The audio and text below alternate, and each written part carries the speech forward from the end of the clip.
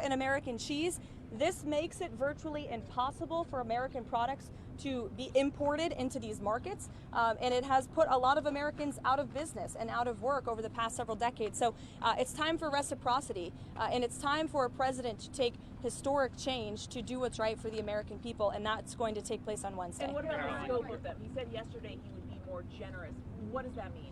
I will let the president make the announcement on Wednesday, but it's certainly going to ensure that there's reciprocity and the American people are treated fairly. Has anyone determined how many countries are going to see these reciprocal tariffs? Again, I'll let the president get into the specifics of the announcement, but he has a brilliant team of trade advisors. You have Secretary Bessent, Secretary Lutnick, Jamieson Greer, our U.S. Trade Representative, Peter Navarro, of course, and Kevin Hassett here at the White House, Stephen Miller as well. The Vice President has been deeply involved in these conversations. All of these individuals have presented plans to the president on how to get this done, and it's the president's decision to make, and we will not get ahead of him on the specifics of the announcement. And has the stock market sell-off caused the White House to rethink any of these plans? The president has always said that the stock market is a snapshot of a moment in time, and he's doing what's best for Main Street, and Wall Street will work out just fine in this administration, just like they did in their first term. As you said last week, Caroline, you said there would be an investigation or a review into how Jeffrey Goldberg's number got on that group chat. What's the status of that review, and what is the status of National Security Advisor Mike Waltz? As the president has made it very clear, Mike Waltz continues to be an important part of his national security team, and this case has been closed here at the White House as far as we are concerned. There have been steps made to ensure that something like that can obviously never happen again, and we're moving forward, and the president and Mike Waltz and his entire national security team have been working together very well. If you look at how much safer the United States of America is because of the leadership of this team. On the tariffs, are there going to be sector-by-sector announcements this week at the event you're alluding to? Is it going to be focusing on sectors or more country-based tariffs? The goal of Wednesday are country-based tariffs, but certainly sectoral tariffs. The president has said he's committed to implementing them, and I'll leave it to him on when he makes that decision and that announcement. Caroline, Sure. Does President Trump still plan to talk to President Putin this week, and if so, when? I don't have a readout for you on that call, but as always, we'll provide a readout. Usually the president likes to let you guys know first, especially for big calls like that. Steve? Any exemptions for farmers being considered for these tariffs? No exemptions at this time.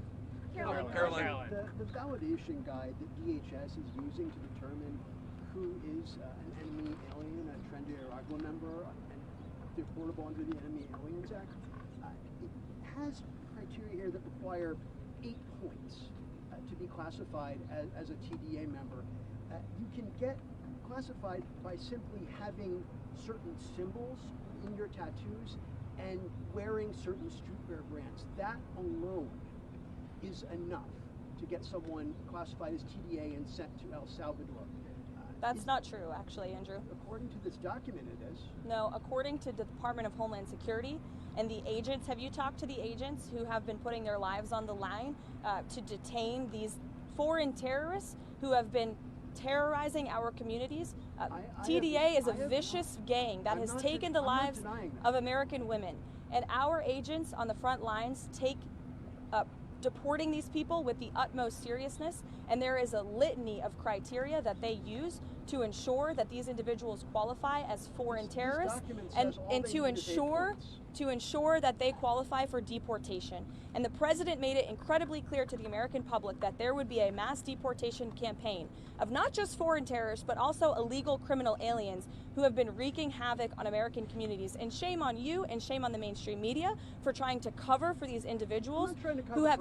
This is a vicious gang, Andrew. This is a vicious gang that has taken the lives of American women. The government filed in court, which says all. And you said yourself there are 8 criteria on that document. They need 8 points. And you are questioning the credibility of these agents who are putting their life on the line to protect your life and the life of everybody in this group and everybody across the country. And their credibility should be questioned. They finally have a president who is allowing them to do their jobs, and God bless them for doing it. Caroline, what method would the president use to potentially run for a third term? As he said, there are methods there. Look, You guys continue to ask the president this question about a third term, and then he answers honestly and candidly with a smile, and then everybody here melts down about his answer. The president was talked about this last night on the plane. He said, it's not really something we're thinking about. He has 4 years. There's a lot of work to do. We've done a lot in these nearly first 100 days, and the American people love what this president is doing, particularly when it comes to efforts to secure the border. How confident is President Trump in that he can get a peace deal done in Ukraine? How confident is President Trump that he can get a peace deal done in Ukraine? Well, look, the president is working incredibly hard to get a peace deal done between Russia and Ukraine, and he has expressed his displeasure with comments that have been made by leaders of both sides of this conflict. He has expressed what he believes needs to take place in order to see this conflict come to an end. He continues to work very hard on it, and our teams continue to be engaged. Caroline, can countries that don't have tariffs on the US but may have other forms of non-tariff trade barriers, I'm thinking in my case of Australia, can they expect to be hit on in Wednesday's announcement, or can they expect to be left out and dealt with another time? Again, I'll let the president make the announcement on Wednesday, but I think any country that has treated the American people unfairly should expect to receive a tariff in return on Wednesday. Karen, you talk about the European Union. Is the president expected to impose those tariffs in blocks, or will he distinguish countries within those trading blocks? Again, I will let the president get into the specifics of the announcement. It's his announcement to make. It's going to be very exciting. We'll see you guys in the Rose Garden. And you will also hear directly from the president if you have any lingering questions. 5:30 this afternoon, or evening rather, although it's really afternoon for us. That's about midday for this president because he works all night. But he'll be signing an executive order. It will be the in-house pool in the Oval Office, and we'll see you all there. Thanks, guys. Thank you. Right from the get-go, the Dow is off a significant amount, 308 points. In percentage terms, that is 0.7%. The Dow 30 dominated by the red. That means more selling than buying. The S&P 500 opening with a loss of about 50-odd points. That's exactly 1%. The Nasdaq Composite, that's down sharply, 275 to the downside, 1.5%. My guess is that big tech will be down across the board. I'm right, apart from Apple, it just opened up. Only down 3 cents, that's nothing for Apple. But Alphabet, Meta, Microsoft, and Amazon are all down. Look at Microsoft at $3.70 per share. Ouch.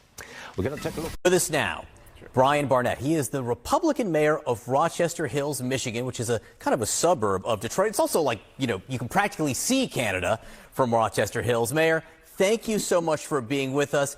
It's hard to know exactly what tariffs are going to go into place on April 2nd, as the president promised. But let's say it is 25% on all cars and car parts. What would the impact be on you in Rochester Hills? Well, first, thanks for having me. It would be really a perfect storm. In Southeast Michigan, our biggest trading partners are Canada and Mexico, and our biggest industry is the mobility industry. So much of what we do in Southeast Michigan is tied to that industry, and every vehicle has parts made in Canada and Mexico. So it would be devastating. And, part of it, as you just shared, is the uncertainty. There's so much uncertainty as we enter this week where so much is supposed to happen. I think industries are really paralyzed to try to understand how to move forward. How can you plan for this? I mean, what are you planning for? Well, I've been talking to a lot of my businesses, my business community, to try to find out what they're doing. And I mean, the scenario is pretty simple. At least what most people think is, higher tariffs lead to higher cost leads to lower demand leads to lower production. And ultimately, that's what becomes a mayor's issue. Lower production and lower demand means job loss. And that really is a significant issue. We've gone through really challenging times in Southeast Michigan before. And I'm not sure, these are just negotiation tactics. I hope the president and his team are able to move quickly. I was pleased that he had a very positive meeting with the prime minister at the end of last week. But the uncertainty, you see the markets reacting to it. It's daunting. It's impossible to prepare. You think this could lead to job losses in Rochester Hills? I think it could very quickly. I think most of the folks I'm talking to say, they can survive this kind of back and forth for about maybe 30 days. They've been preparing to try to have supply here, to try to handle supply chains. But if this is something that we're waiting for jobs to repatriate back to the United States, we know that takes, that's a great and wonderful plan. We're all supportive of that. But that can take 24 to 36 months. And most companies wouldn't be operating at the same levels they are now if if you have this tariff environment for 2 or 3 years. It simply couldn't be the same. Yeah, talk to me more about that, because the president does say his goal here is to get manufacturing back to the U.S. Yeah, I mean, I think that's certainly. I mean, we're the manufacturing capital of our country, and it's our bread and butter. We would love to see that, but maybe these negotiations and tariffs can talk about some sort of graduated approach that people have 6 months or 12 months or 18 months to show progress to do that. But to hit tariffs right out of the gate, again, you see the markets reacting, the volatility, the uncertainty. If you're a business owner, if you're, want to repatriate jobs back to the United States, and it's a 2 to 3 year process, how confident are you right now that this current environment is going to be the same environment 2 to 3 years from now? You have to make billions of dollars decisions. So it's really a challenging position for most business owners, and ultimately business owners means, the rank and file, the union members. One of the things the president said over the weekend was that he couldn't care less if foreign car prices went up. How, again, what do you think of that, and how would that affect you? Well, the definition of foreign cars is pretty unique. I mean, almost every American vehicle has parts that are assembled in Mexico, produced in Canada. They say a vehicle goes across the border, at least here in Michigan, 6 to 8 times before it's actually produced. And those are the traditional sort of Detroit Big Three that we would consider American-made cars. So I understand the president's comments, but when you get down into what percentage of parts in an American-made car are built and produced and manufactured either in Canada or Mexico, it's a really high number, which means those tariffs are going to impact the kind of Big Three autos, the Big Three Detroit manufacturers that we all think are local. What are you hearing from voters on this? I mean, I know you're very busy doing your job governing and governance, but what are voters saying about this, and could this have a political impact? Well, I mean, obviously everything could have a political impact. I know that President Trump cares a lot about Michigan. He would hear a lot in advance of the election. It's a state that supported him. I know he cares about the auto industry. And I think people are just nervous because there's so much uncertainty. Again, just looking at your reporting, I mean, every 24 hours, the countries, the amounts, the days it starts and stops, just start and stop, for end users. And that makes it so difficult. It makes it difficult for capital. It makes it difficult for long-term planning. It makes it difficult for local officials to try to understand how we can support. My job right now is to just keep sharing the stories of my community, of Rochester Hills, and how I think it will impact our community, and hope that the president will take that into account as we make decisions. Mayor Brian Barnett, you're going to have an interesting week. I do appreciate you taking a second to talk to us this morning. Good luck. Thank you. I'm obviously hearing from a local official there, fascinating, as he will feel this impact. Mar-a-Lago all-face, Botox and no substance. Or was that Botox and no substance? Troops gather around for the glitzy, the glamorous, the utterly superficial saga of Mar-a-Lago's finest. I'm being sarcastic. Pam Bondi and Kristi Noem. Here comes the dog killer. Welcome to the show where the stakes are low, but the Botox is high. Yes, Mar-a-Lago all-face. I think it's part of the administration. Let's start with Pam Bondi, the once and future queen of the courtroom, who's now, get this, spearheading a crackdown on those pesky, frivolous lawsuits against the government. Oh, really? She's not just stopping there. She's been appointed to clean up the DOJ. A place surely overwhelmed by all of those dangerous school board parents and pro-life activists. Deep state! Under her watch, we're promised a return to justice for all, as long as all doesn't include anyone opposing the administration. Yeah, democracy. Is that on hold? Is that on pause? Then there's Kristi Noem, the dog killer herself, puppy killer, South Dakota's gift to Homeland Security, who's been busy. She auditioned to bring back Lara Croft or something, deploying the National Guard to tackle the grave threats at the border, because nothing says home security like a good display of military might against civilians looking for a better life. Be very careful, very topical. Noem's tenure promises to be as impactful as her previous policies, full of sound, fury, and signifying nothing but good old-fashioned political, let me dress up like she just wants to be Lara Croft. Something like that. Oh, cosplaying. That's what Miss Gnome does. Together, these two are storming the swamp and covering it in Botox.